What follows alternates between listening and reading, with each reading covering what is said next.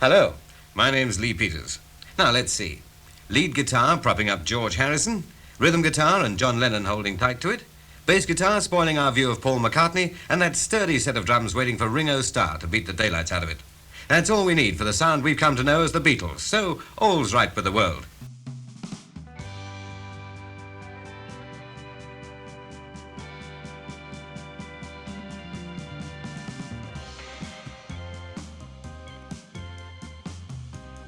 We all know that today is Paul's 21st birthday. In fact, to judge by the number of cards, half the world knows. Happy birthday to you. Happy birthday to you. Thank you very much. Lee, I'd just like to say to all the people who sent cards and presents and everything, thank you very much.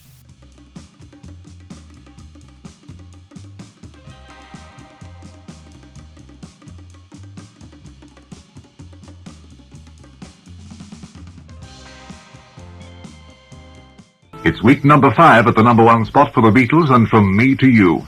And again, this week's top 10 reads 10, Young Lovers, Paul and Paula. 9, Deck of Cards, Wink Martindale. 8, When Will You Say I Love You, Billy Fury. 7, Two Kinds of Teardrops, Del Shannon. 6, In Dreams, Roy Orbison. 5, Can't Get Used to Losing You, Andy Williams. 4, Lucky Lips, Cliff Richard. 3, Scarlett O'Hara, Jet Harris and Tony Meehan. 2, Do You Want to Know a Secret, Billy J. Kramer and Dakotas. 1, From Me to You, the Beatles.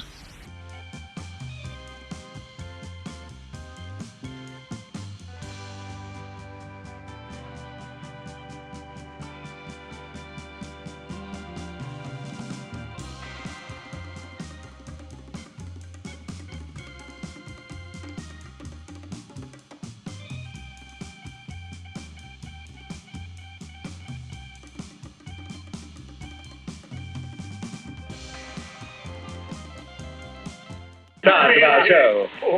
Do you know the boys are responsible for their own arrangements? Now, John, tell us, how did you get onto this next one? Like, you just get your guitar, like, and strum it, rocking and rolling, like, mister. Yeah. Isn't that right, Paul? Yeah, it's like the clucking, you know, and all Yeah. that strumming music, like. George, you let us into the secret, will you?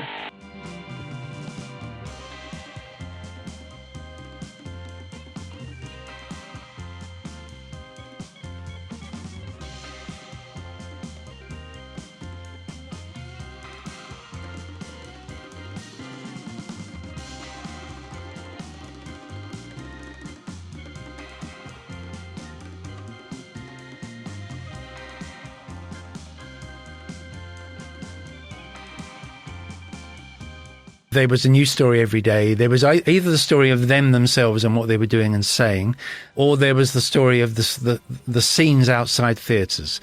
There were big news stories in each city or town twice. One was the night they came and played, but the first news story was when the tickets went on sale, which would typically be about 6 weeks earlier, because then there were fans queuing outside on the pavement all night long, and the St John's Ambulance Brigade there, and parents bringing thermos flasks and kids with their blankets determined to be first in the queue.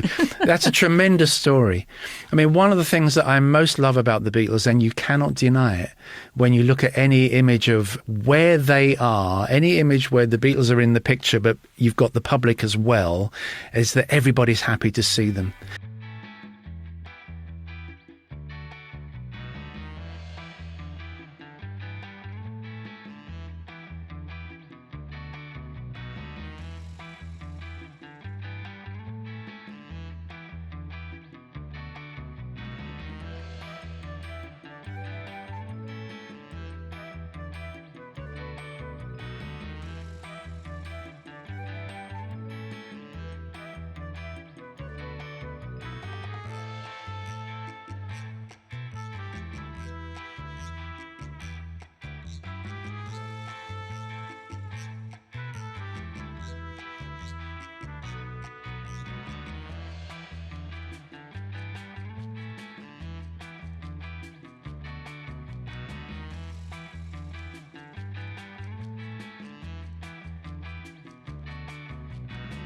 Well, you always get a hit when a record comes into the hit parade or a record hits number 1.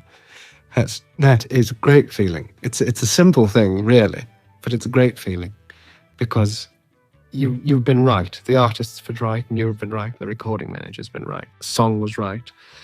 The artist was right. And it was put over in the right way. And one feels that all one's work has sort of suddenly been worthwhile. It's just like, I suppose, winning a race. It's not just the record and the artist and the song getting to number one, but so much happens because a record has hit number one. An artist is suddenly important and they're wanted everywhere because the record looks as though it's going to be number one in other parts of the world. A record in the charts means a great deal to an artist in this day and age.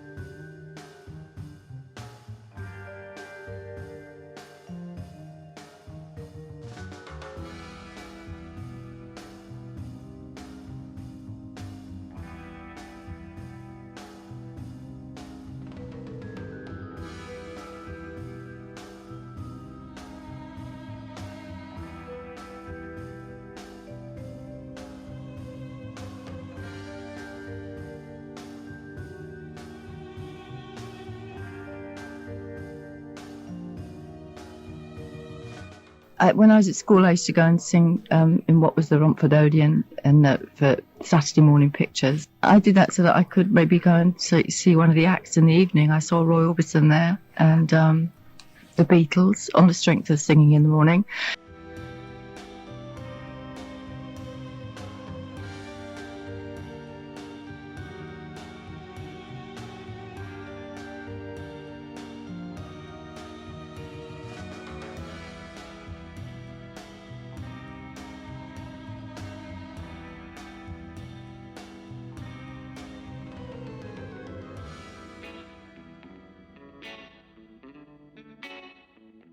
Just had your 21st, which the Shadows had attended as well. Ah, yes. Well, I say, we were major fans of theirs, and of course, you really wanted to impress your families with the showbiz people you knew. I mean, I'm still a bit like that. They used to make fun of me for that. You know, you were real starstruck, you know. Hank Marvin and Bruce Welsh, you know, was just, whoa. And Cliff, forget it. I mean, we were just in awe for days when we met Cliff, because he was the English Elvis, you know, there was no two ways about it.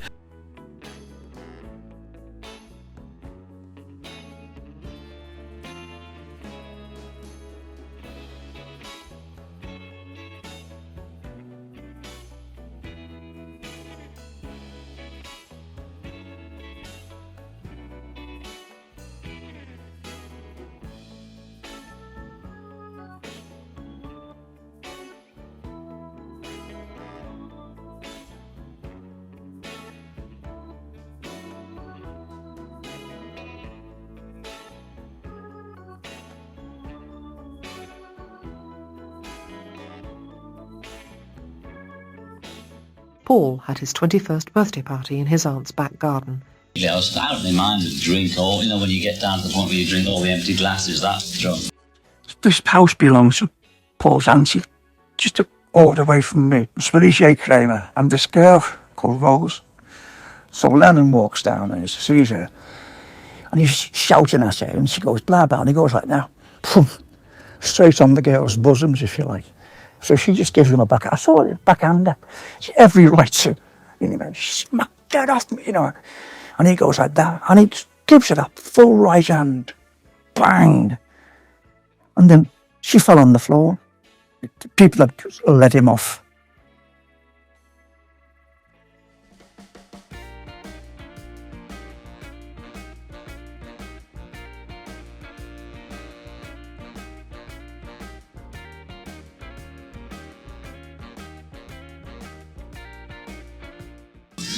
And he was saying, well, come on, John, tell me something like that. He was saying, tell me about you and Brian. We all know like that. And obviously I must have been frightened of the fag in me to get so angry at that. You know, when you're 21, you want to be a man, all that. And it was the first time I thought, I can kill this guy. You know, I just saw it like from on a screen, that if I hit him once more, that's going to be it, you know. John, who'd had plenty to drink, exploded. He leapt on Bob, and by the time he was dragged off, Bob had a black eye and badly bruised ribs, I took John home as fast as I could, and Brian drove Bob to the hospital. I was appalled that John had lashed out again. I'd thought those days were over. But John was still livid, muttering that Bob had called him a queer. Because I nearly killed him, because I think he'd said something about, he insinuated that me and Brian had an affair in Spain, so I remember it.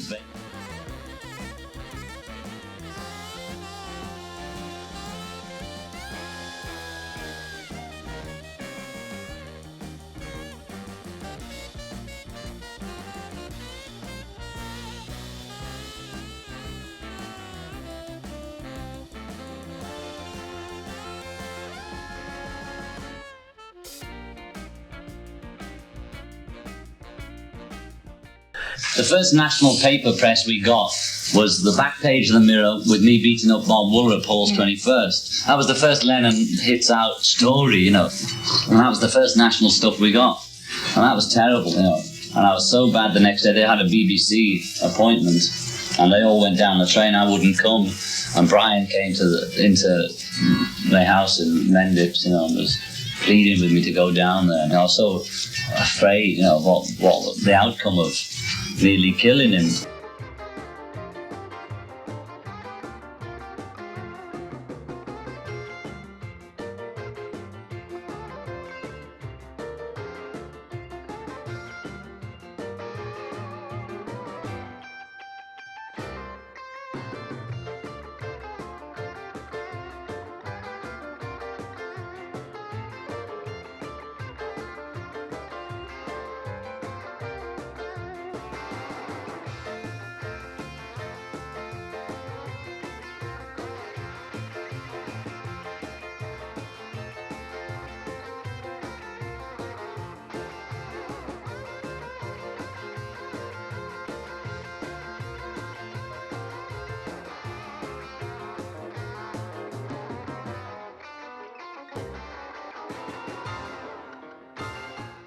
Thank you.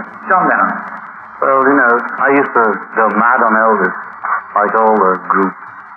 But, not now. I don't like it. And I hate songs with walk and talk in it. Those lyrics. She walks, she talks. Don't like that. And I don't like the double beat and chucking back. It's awful. But poor old Elvis. Well, I've got all his early records, and I keep playing them, thinking he must make another like this. But somebody said today he sounds like Bing Crosby now, and he does. There's people writing in now, I know, and saying, "What's your moon?" But I don't like him anymore. Thank you. Katie. If he did sound like Bing Crosby, would it be bad? Well, for Elvis, yeah. Oh.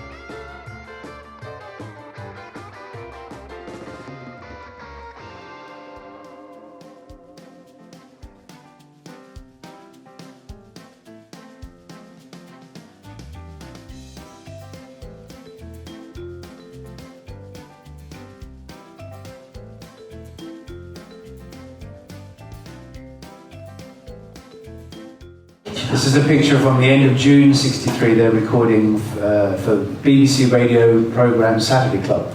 Which they did a lot of stuff for, didn't they? Brian Matthew, the presenter. The great Brian Matthew. And they would read out requests as well as playing the session. The reason I'm showing you this picture is because it shows what huge laughers the Beatles. Yeah. How they laughed big at one another, but never in a mean way, just because they loved one another. They enjoyed one another's company so much that they all made one another laugh. Big time. Yeah. And they laugh big. Look at George, he's literally bending over backwards. He's laughing that much. And it's not to demean Ringo, it's just to Because they're enjoying it. They're enjoying it, yeah. Yeah.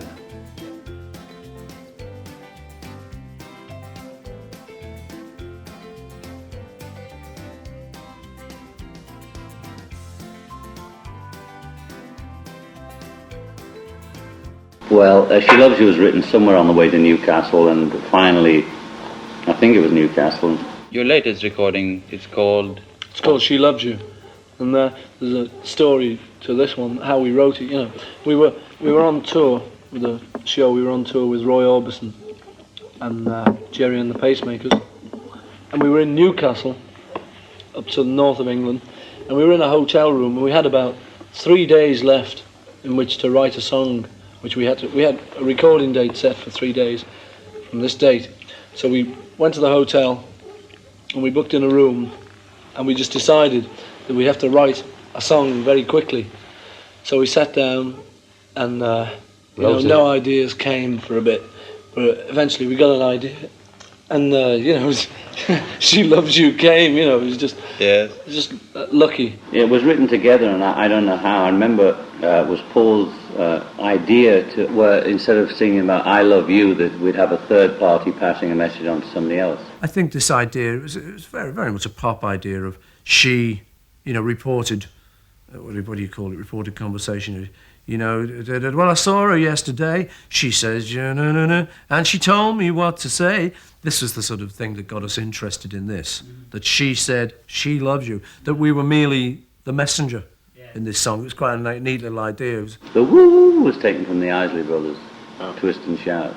Yeah. Which we stuck in everything, From Me to You, She Loves You. They all have that woo. Yeah. I don't know. But there's been lots of oh yeah and aha apparently in rock and roll. But I can't remember how we got to yeah for She Loves You.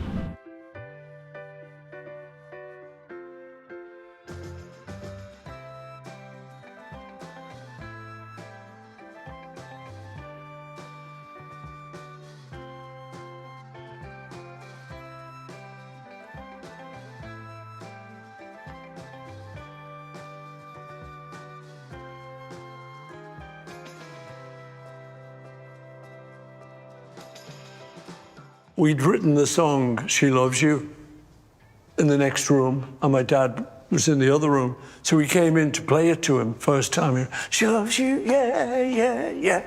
And he's going.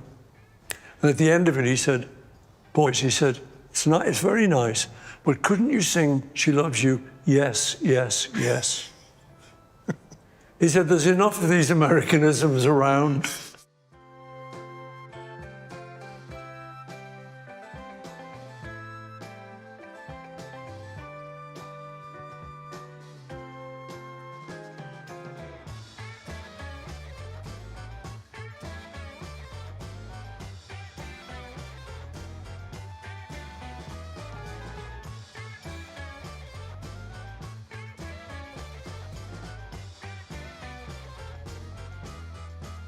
Beatles, the most popular singer in England. Is it right? Well, I don't know. My name's Paul, John, George, and Ringo. And your age? I'm 21, 22, 20, 22. All right. Listen, how did your style begin? How did it begin? Well, I don't know. He doesn't know. Neither do I, really. It's just one of those things that happened, Johnny, in the far-off distant lands. Is it? Depends. Sometimes we get a lot of letters. Sometimes we get hardly any. About 1,000. Yeah, all over the place. Yeah, we get. Do you have a secretary to reply to letters? Yeah, we have a few. Yeah, we need them. Invent this way of putting your jackets and stuff. We got it from Paris, Pierre Cardin. Mm-hmm. Yes. And the idea is yours or somebody else? No, Pierre Cardin in Paris. It's his original. As I said. But groups didn't used to have this sort of jacket. They used to wear ordinary suits. More like that. But we adopted this fashion, which it's a French fashion. From whom? Pierre Cardin. Good. Oh, people is going on all the time. Yeah, it's always happening, yes. People is often going on, but we ignore them, Johnny. Yes. If they're going on, We stay off. Just to go on the side. No, it's not like that. We talk to people, meet people as often as we can. As often as we can. That's the way it is with us, Johnny. What is the thing you like much? You like more and you like after music? Cars and girls and things like that, you know.